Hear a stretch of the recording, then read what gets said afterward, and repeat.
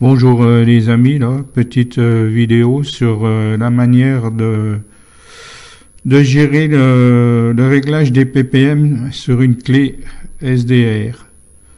Donc on va dans Radio Configuration.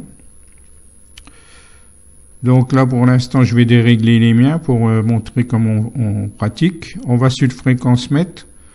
On affiche la fréquence de 143,050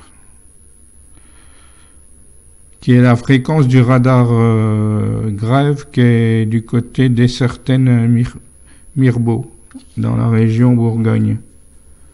Donc c'est un radar qui émet régulièrement, qui permet de scaler. Donc à la gauche dans la fenêtre du scope, on voit bien le trait du radar en rouge. Donc on réaligne par rapport à la fréquence centrale qui est dessinée par les pointillés. Voilà, là on est calé, vous voyez que dans le scope, la ligne rouge est bien alignée par rapport... une fois qu'on a fait ça, nos ppm sont réglés. Alors maintenant, il y a une deuxième chose, c'est comment rentrer une fréquence dans le logiciel pour enregistrer une fréquence. Voilà. Alors, on a un tableau de fréquences. Donc, dans ce tableau de fréquences, donc pour adjoindre des fréquences, on va je suis un peu perdu là. Voilà, on revient dans ce tableau de save. On va dans les favoris. On affiche le panneau tri-panel. Donc ça, c'est le panneau de fréquence. Là, on sélectionne une fréquence qu'on veut mettre dedans. Mettons, moi, je mets une fréquence bidon, hein, c'est pour faire la démonstration. Donc, je fais sur les plus. Voilà, ça va ouvrir un tableau. Et là, une fois qu'on a sélectionné le répertoire dans lequel on veut mettre,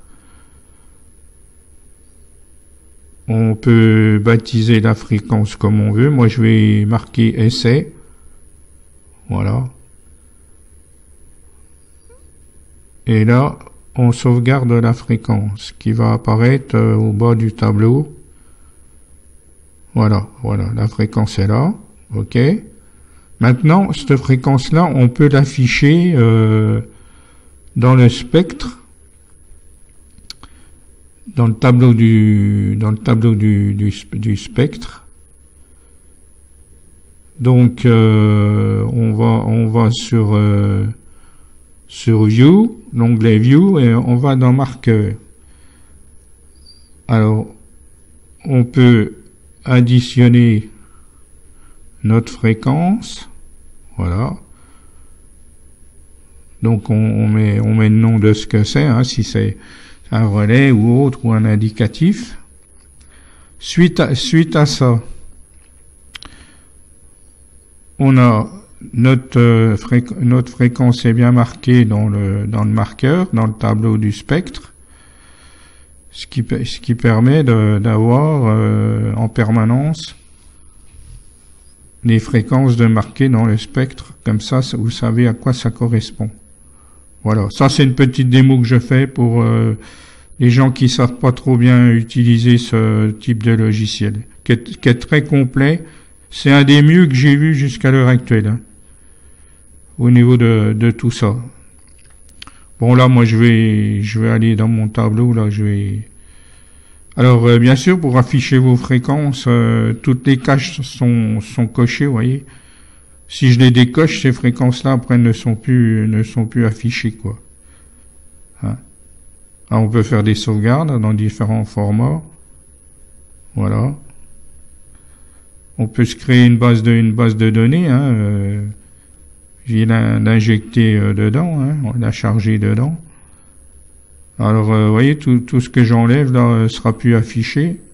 Bon, c'est pas le but recherché, mais c'est pour montrer un petit peu. Donc ça, c'est la fonction Show, ça veut dire affichage. Voilà. Donc, moi, je vais supprimer ma fréquence, là, que j'avais mis dedans. C'est pas la peine, parce que c'est une fréquence pour la démonstration du truc. Là, je raffiche mes fréquences.